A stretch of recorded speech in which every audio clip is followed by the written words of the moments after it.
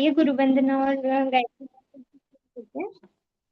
ओम भूर्भुवः स्वः तत्सवितुर्वरेण्यं भर्गो देवस्य धीमहि धियो यो नः प्रचोदयात्।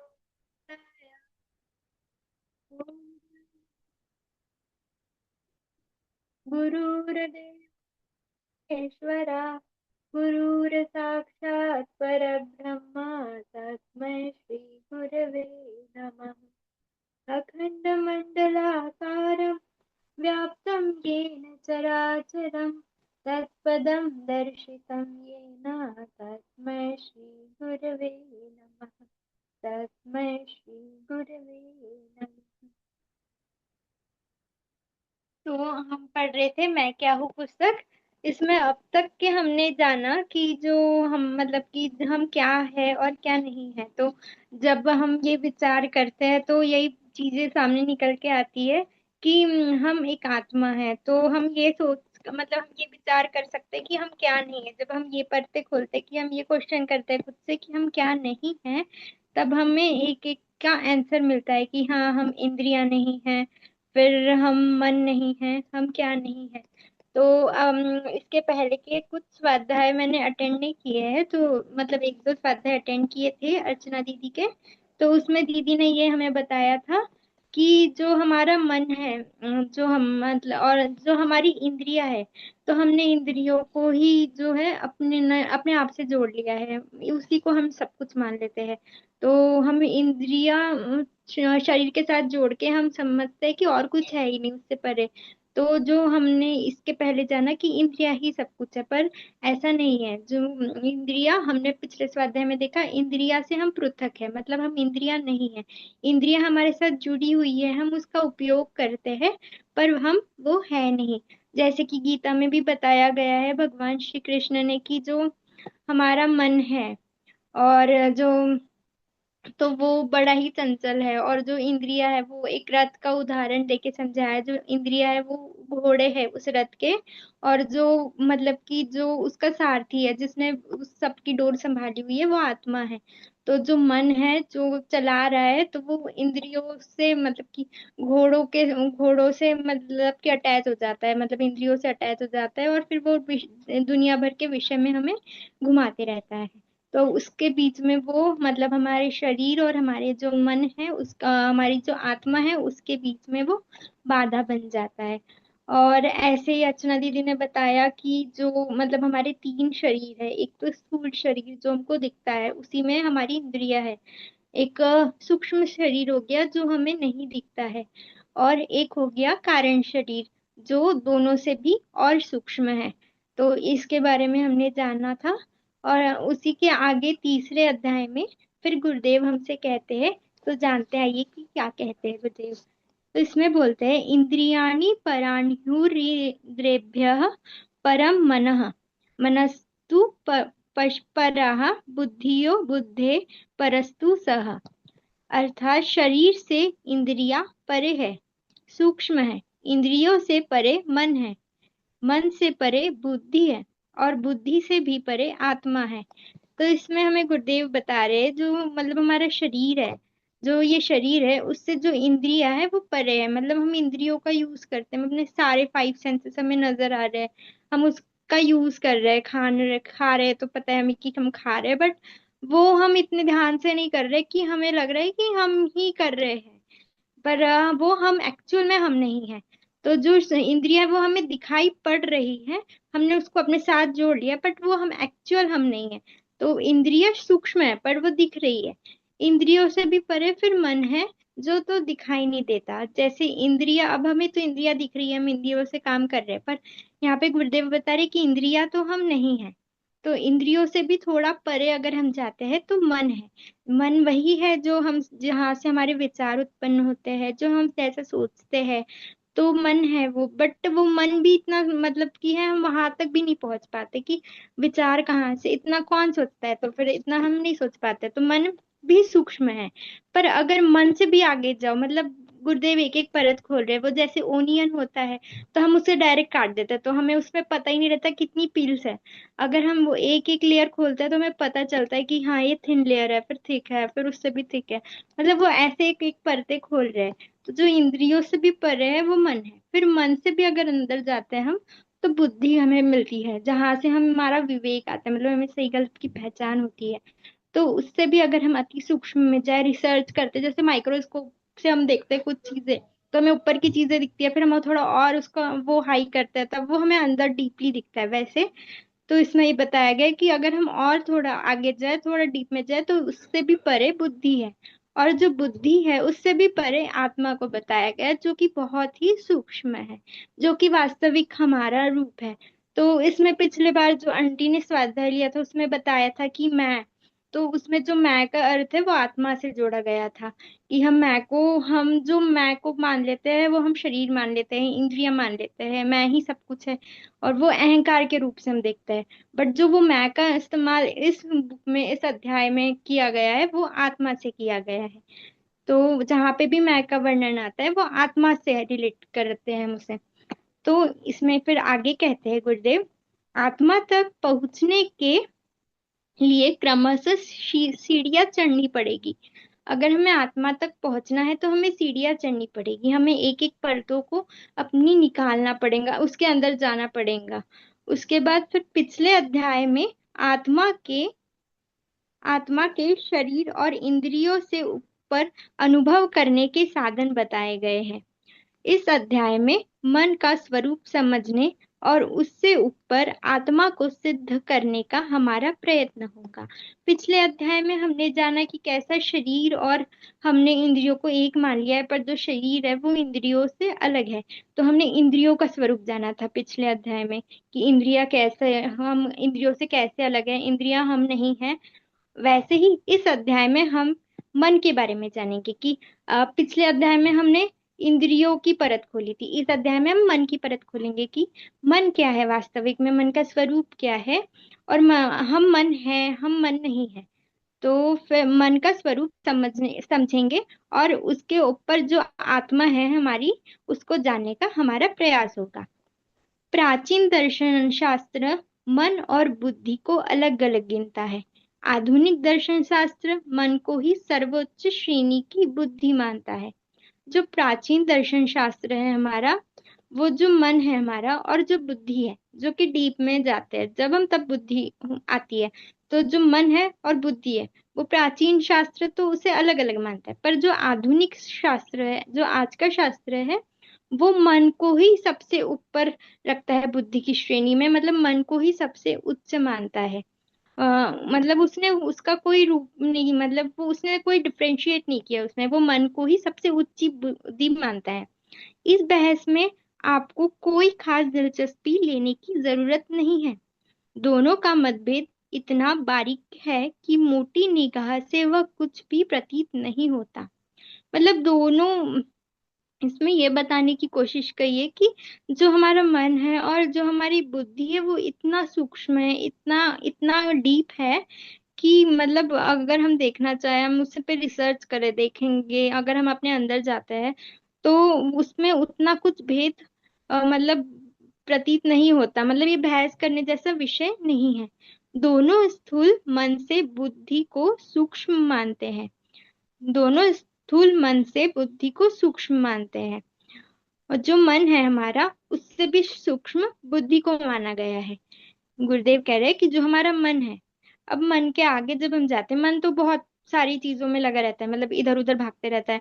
कभी हमारा मन खाने का हो गया, कभी सोने का हो गया, कभी इधर जाने का हो गया, फिर कभी हमारा मन करता है कि हम मेडिटेशन करें, अध्यात्म की ओर बढ़े, फिर कभी लगता है कि नहीं नहीं छोड़ो, मतलब मन हमारा कुछ भी सोचता है। तो मन मन तो हमारा कहीं पे भी भटक जाता है, पर जो बुद्धि है वो और सूक्ष्म है, वो हमें विवेक मतलब कि विवेक की शक्ति देती है, मतलब हमें सही क्या है, गलत क्या है, हमें क्या करना चाहिए, उसकी शक्ति देती है। मतलब हमें समझ समझ की जो शक्ति है वो बुद्धि से आती है। तो बुद्धि मन से सूक्ष्म बताई गई है। फिर आगे कहते हैं, हम पाठकों की सुविधा के लिए बुद्धि को मन की ही उन्नत कोटि में गिन लेंगे। तो इसमें हमारी ही सुविधा के लिए गुरुदेव कह रहे हैं कि जो बुद्धि है उसको हम मन की ही उन्नत, जो मन है उसके ही थोड़े ऊंची कोटि में हम बुद्धि को गिन लेते हैं आगे का, और उसकी ही अनुसार हम उसे आगे का फिर अभ्यास कराएंगे आत्मा को जानने के लिए। इसके आगे कहते हैं गुरुदेव, अब तक आपने यह पहचाना है कि हमारे भौतिक आवरण क्या है। तो हमने, हाँ, इतने अध्याय में हमने फिर यही देखा कि हमारे भौतिक आवरण क्या है। जैसे ये शरीर हो गया, भौतिक शरीर जो हमें दिख रहा है, पंच तत्व से बना हुआ है। और फिर हमारी इंद्रियां हो गई, ये सब हमने अब तक पहचाना है। अब इस पाठ में यह बताने का प्रयत्न किया जाएगा कि असली अहम मैं से कितना परे है। हाँ, इस अध्याय में हम ये जानना चाहेंगे, जानने की कोशिश करेंगे कि जो हमारा मैं है, मैं मतलब कि आत्मा, तो जो हमारी आत्मा है वो असली में हम कितने दूर है, मतलब कितना सूक्ष्म है। मतलब आपको एक एक परतें खोलनी पड़ेंगी, उसके बाद मतलब बहुत सारी परतें खोलने के बाद जब आप वो अति सूक्ष्म मैं को पाओगे, तो वो मैं, जिसको आप फिर भी आपके ऊपर कहीं ना कहीं अहंकार आ जाएगा, तो जब उसको भी आप निकालोगे तब आप उस सूक्ष्म आत्मा तक पहुंचोगे। वह सूक्ष्म परीक्षण है, वो बहुत ही डीप और सब्टल रिसर्च है। भौतिक आवरणी का अनुभव जितना आसानी से हो जाता है, उतना सूक्ष्म शरीर में अपने वास्तविक अहम को पृथक कर सकना आसान नहीं है। इसमें ये बताने की कोशिश की है कि जैसे भौतिक आवरण है, अब हमने 5 सेंसेस जाने कि हाँ चलो ये हमारा शरीर है, और हम, हमारे 5 सेंस हमसे जुड़े तो है पर हम इसको काम में ले रहे हैं, मतलब हम ये नहीं है, ये हमसे अलग है। हमारे हाथ हमारे खाने के काम आ रहे हैं, हमारी हमारी आंखें देख रही है, पर जो देख रही है वो देखने वाला मैं तो नहीं है, मतलब ये इंद्रियां हम नहीं है। पर इसके अगर हम ये ऊपर ऊपर से तो हमने जान लिया, पर जब हम अंदर लेवल पे ज्यादा जाएंगे, हम मन को जानेंगे, विचार कैसे उत्पन्न हो रहे हैं, हमारा मन क्या है एक्चुअल में, जब हम अंदर डीप लेयर्स में जाते जाएंगे, तब वो और कठिन होते जाएगा अपने अहम को जानना, मतलब अपनी ही आत्मा को जानना, अपने आप को जानना धीरे धीरे कठिन होते जाता है, इतना वो आसान नहीं है। इसके लिए कुछ अधिक योग्यता और ऊंची चेतना होनी चाहिए। भौतिक पदार्थों से पृथकता का अनुभव हो जाने पर, भौतिक पदार्थों से पृथकता का अनुभव हो जाने पर भी अहम के साथ लिपटा हुआ सूक्ष्म शरीर गड़बड़ में डाल देता है। इसमें गुरुदेव ये बताने की कोशिश कर रहे हैं कि जो मतलब कि अगर हम जब अपने आप को, मैं को जानने की कोशिश करते हैं, आत्मा को जानने की कोशिश करते हैं, तो हमें अपनी जो चेतना है, अपनी जो कॉन्शियसनेस है, अपनी जो अवेयरनेस, उसको हाई करना पड़ेगा, क्योंकि जो नॉर्मल मानव चेतना है उससे तो हम उसको जान नहीं पाएंगे, तो हमें अपनी कॉन्शियसनेस को थोड़ा इंक्रीज और ऊपर करना पड़ेगा।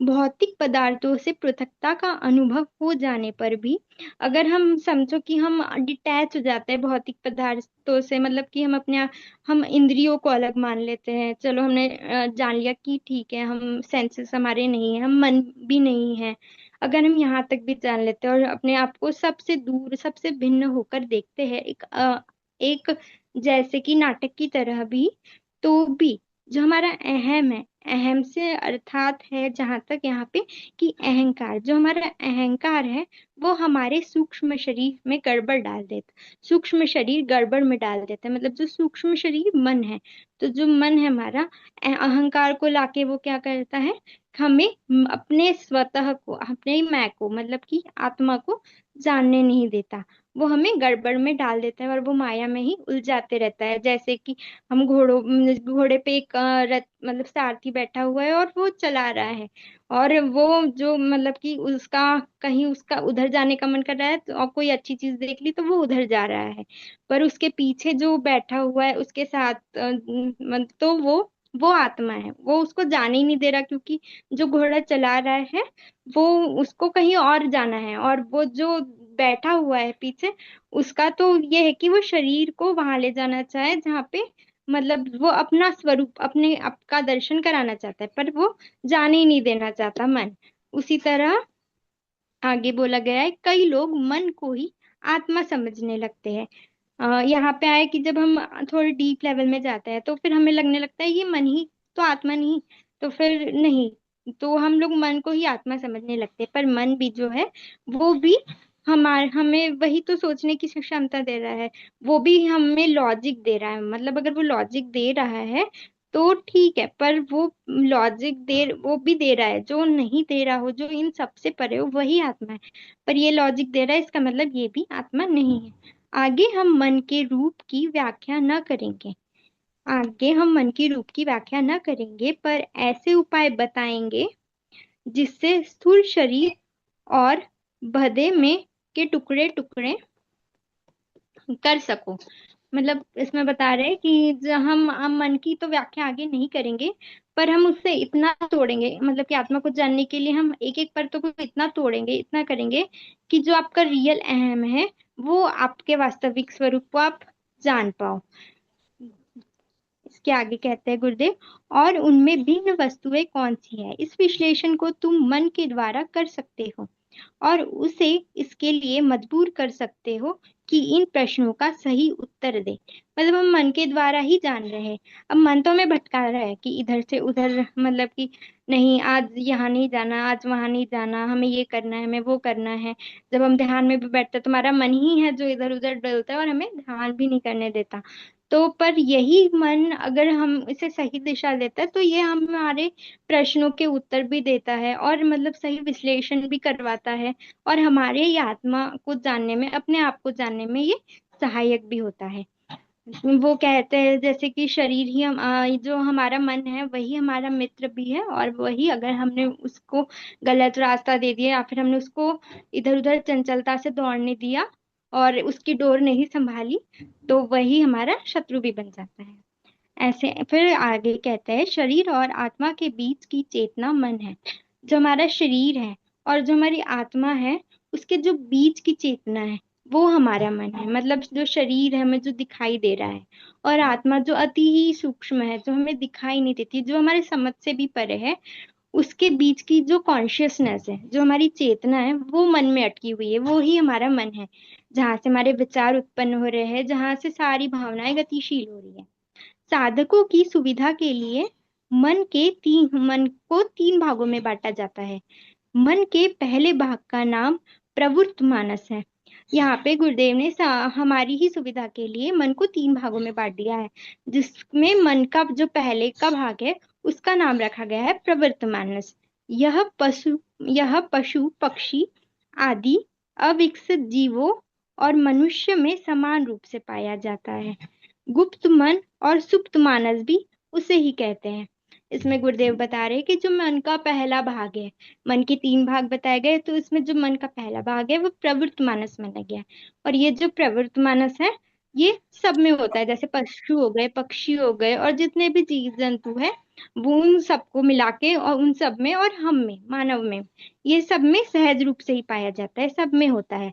उस और जो गुप्त मन है और एक सुप्त मन है, ये जो गुप्त मन और सुप्त मन है ये भी इसे ही कहते हैं। किसे? प्रवृत्त मानस को ही गुप्त मन और सुप्त मन कहा गया है।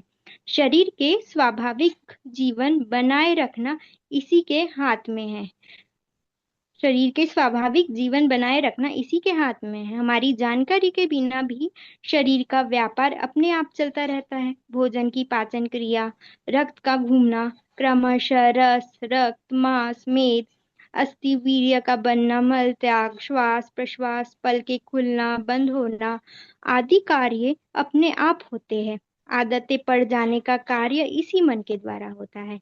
गुरुदेव ने बताया कि ये जो हमारा प्रवृत्त मानस है, ये जो हमारा पहला मन है, जिसे गुप्त मन और सुप्त मन भी कहा गया है, इसके जो स्वाभाविक कार्य है वो है, मतलब कि जो हमारी रोज की दिनचर्या है, जैसे हम खा रहे हैं, सो रहे हैं, जो हमारी बॉडी में हो रहा है, सेल बन रहे हैं, मतलब कि मांस बन रहा है, मसल्स बन रही है, उसके बाद अस्थि वीर का बनना, जो हमारा डाइजेशन प्रोसेस हो रहा है, मतलब जितनी भी बायोलॉजिकल चीजें हो रही हैं वो हमारे इसी मन के द्वारा हो रही है। आदतें पड़ जाने का कार्य भी इसी के मन के द्वारा होता है। मतलब जो भी चीजें हम करते हैं तो इससे हमारी एक आदत बन जाती है। जैसे हम सुबह उठ रहे हैं, पहले तो जब हम छोटे थे तो हमारी मम्मी पापा हमें उठाते थे कि उठो उठो सुबह हो गई। अब हमारी आदत बन गई, सुबह हो गई है उठना है, रात हो गई है सोना है, टाइम पे खाना खाना है। तो जो भी आदतें, जो छोटी छोटी आदतें हैं या जो भी आदतें हैं, चाहे फिर उसे हम संस्कार कह लेते हैं, तो जो भी हमारी जो भी आदतें हैं वो इसी मन के द्वारा बन जाती है। मतलब ये मन हमारी आदतों को पकड़ लेता है और वो मन के द्वारा स्वतः ही अपने आप फिर वो क्रियाशील होने लगता है। अगर हम नहीं भी करेंगे तो वो अपने आप हो जाएगा। यह मन देर में किसी बात को ग्रहण करता है, पर जिसे ग्रहण कर लेता है उसे आसानी से छोड़ता नहीं है। यही मन, जैसे किसी चीज को हमने पकड़ लिया, और तो अगर वो मन पकड़ता तो वैसे इतनी जल्दी नहीं है, पर अगर ये मन कोई चीज को या कोई आदत को ही पकड़ लेता है या कोई संस्कार को पकड़ लेता है, जिसमें हमारे बहुत सारे संस्कार होते हैं, अगर वो किसी संस्कार को अगर पकड़ लेता है तो फिर वो इस ये वाला मन छोड़ता नहीं है संस्कार को। हमारे पूर्वजों के अनुभव और हमारे ये अनुभव जो पाश्विक जीवन से उठकर इस अवस्था में आने तक प्राप्त हुए हैं, इसी में जमा है। जैसे कि इसमें बताया गया है कि जो हम पूर्वज मतलब कि हमारे से भी पहले बहुत सारे जन्म हो चुके हैं, तो हमारे जो भी जन्म जन्मांतर के जो भी संस्कार है, जो आदतें हैं, वो इसी में पड़ी हुई है। जैसे कि हमने पढ़ी है कहीं पे, अब वो पता नहीं रिलेट हो पाता है कि नहीं इससे, पर जैसे हमने पढ़े डार्विन्स डार्विन्स की थ्योरी, जो जिसमें हम पहले एक पानी में चलने वाला जीव था, फिर धरती पर चलने वाला जीव आया, ऐसे धीरे धीरे हमारा इवोल्यूशन होते गया। तो हमारे मतलब कि हमारे अंदर फिर वो सारे डीएनए, मतलब कि जैसे वो एनिमल्स का डीएनए के अंदर जितने संस्कार थे, फिर हमारे अंदर जितने संस्कार थे, मतलब वो सारे संस्कार अभी भी हमारे अंदर ही है। मतलब हमारे अंदर जितने अभी तक हमारे जन्म हुए हैं, और ये जो जन्म है उसके पहले के जितने जन्म है, उसकी जितनी हमारी आदतें थी, जितने संस्कार थे, वो सारे संस्कार हमारे अंदर जमा है कहीं अति सूक्ष्म रूप में। तो ये हमारे प्रवृत्त मानस में जमा है। पहले मन में मनुष्य एक अल्प बुद्धि साधारण प्राणी था। उस समय की ईर्ष्या, द्वेष, युद्ध प्रवृत्ति, स्वार्थ, चिंता आदि साधारण वृत्तियां इसी के एक कोने में पड़ी रहती है। इसी मन में हमारी सारी की सारी जितनी भी मतलब कि जितने भी विचार है या जितने भी ईर्ष्या द्वेष भावनाएं हैं, ये सारी इसी मन में, सारे संस्कार इसी मन में पड़े हुए हैं। जैसे कि हम इसको इससे समझ सकते हैं कि जैसे कि एक स्टोर रूम होता है, तो स्टोर रूम में हम कैसा जो भी व्यर्थ का सामान है या फिर जो बहुत सालों से काम में नहीं आ रहा है या बहुत सालों से हमने रख दिया है वैसे, तो वो रखा हुआ है। और फिर कोई और नया सामान आता है, फिर थोड़े दिन बाद उसे यूज करके अगर हम सोचते हैं कि थोड़ी जगह करनी है तो वो हम स्टोर रूम में डाल देते हैं। तो वैसे ही हम समझ सकते हैं कि प्रवर्त मानस एक स्टोर रूम है, उसमें हमारे सारे संस्कार, सारी आदतें और सब कुछ, सारी भावनाएं, ये सब वहां पे पड़ी हुई है। पिछले अनेक जन्मों के नीच स्वभाव जिन्हें प्रबल प्रयत्नों द्वारा काटा नहीं गया, जी इसी विभाग में इकट्ठे रहते हैं। यह एक अद्भुत आयाजाब अजायब घर है। मतलब गुरुदेव कह रहे हैं कि ये जो मन है एक अद्भुत अजायब घर है। अजायब घर जैसे कि जू है, यहाँ पे सब कुछ है, सारे एनिमल्स भरे पड़े हैं, सब कुछ भरा पड़ा है, और जिसमें सभी तरह की चीजें जमा है। कुछ अच्छी और बहुमूल्य है तो कुछ सड़ी गली बद्दी तथा भयानक भी है। जंगली मनुष्यों, पशुओं तथा दुष्टों में भी जो लाभ, हिंसा, क्रूरता, आवेश, अधीरता आदि वृत्तियां होती है, वह भी सूक्ष्म रूपों से इसमें जमा है।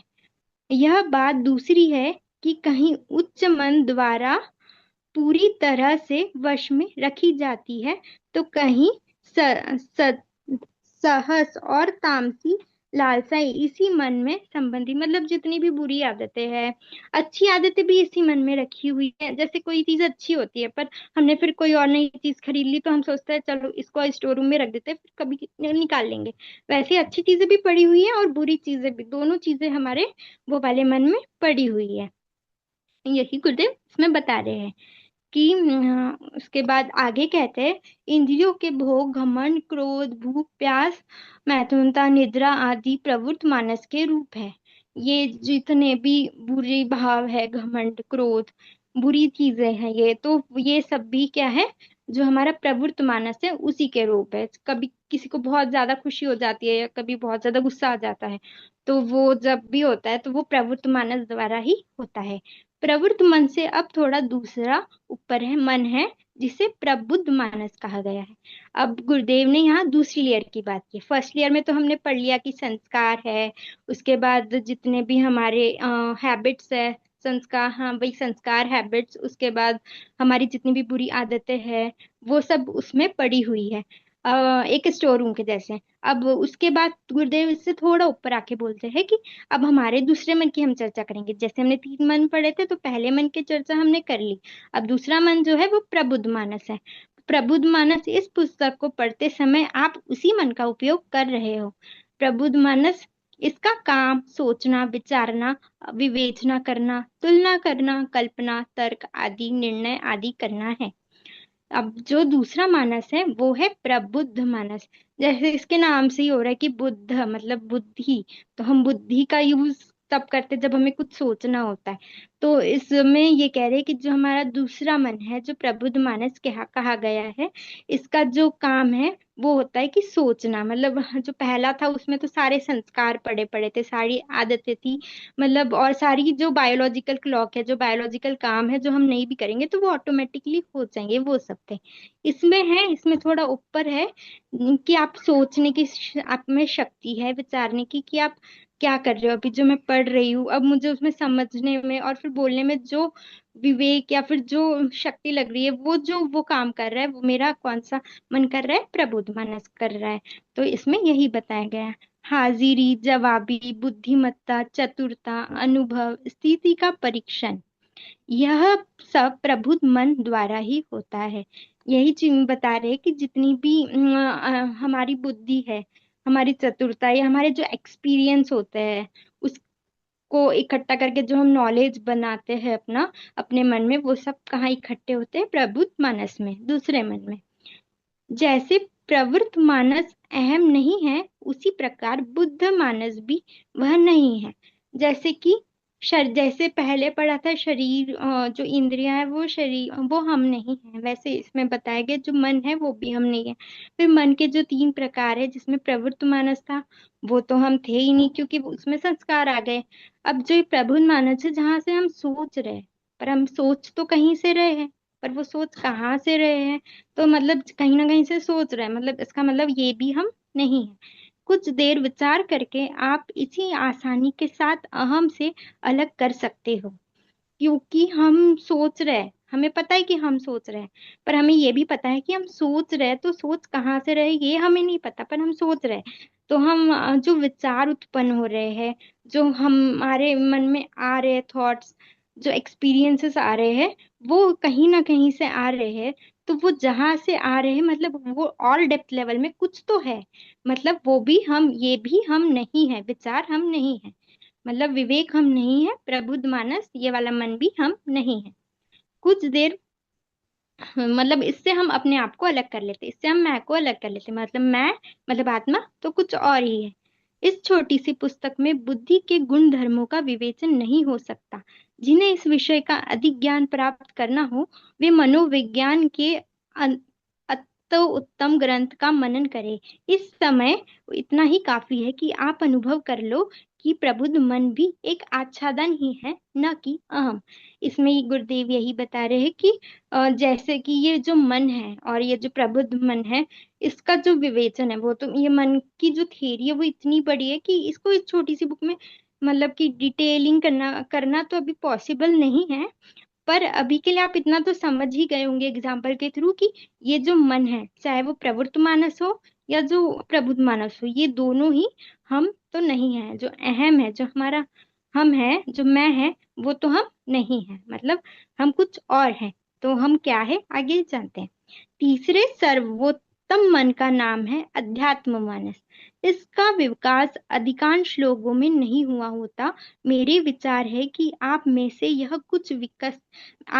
कुछ यह विकसने लगा है, क्योंकि इस पुस्तक को मन लगाकर पढ़ रहे हो और इसमें वर्णित विषय की ओर आकर्षित हो रहे हो।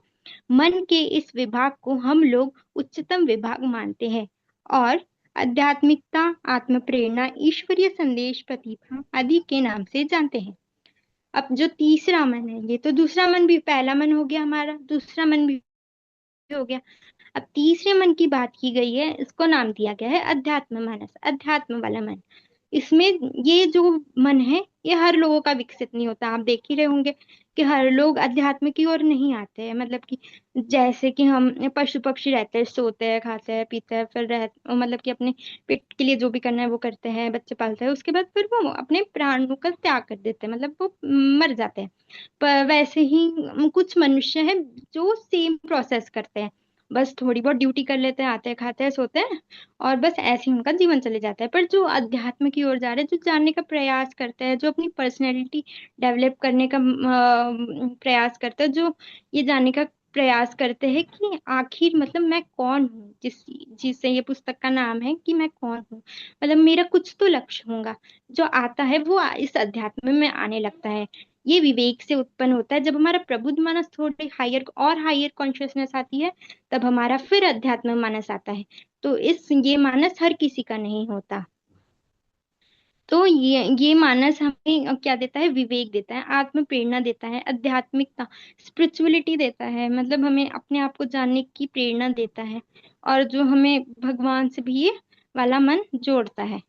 और इसके मतलब हम इसे कई नामों से जानते हैं। जो भी हमारी उच्च भावनाएं, चाहे वो प्रेम हो, करुणा हो, दया हो, जितनी अच्छी क्वालिटीज है, हाई लेवल की जो क्वालिटीज है, वो इस मन के अंदर आती है। प्रेम, सहानुभूति, दया, करुणा, न्याय, निष्ठा, उदारता, धर्म प्रवृत्ति, सत्य, पवित्रता, आत्मीयता आदि सब भावनाएं इसी मन से आती है। मतलब ये जो भी अच्छे गुण है वो सब इसी इसी भावनाएं से आते हैं, इसी मन से आते हैं।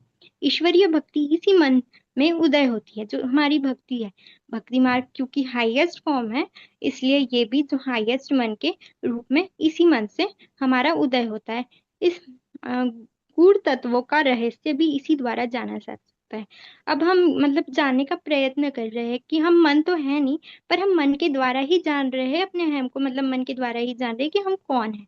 तो ये जो हम जान रहे हैं कि हम कौन है, वो इस मन से जान रहे हैं। कौन से मन से जान रहे हैं हम?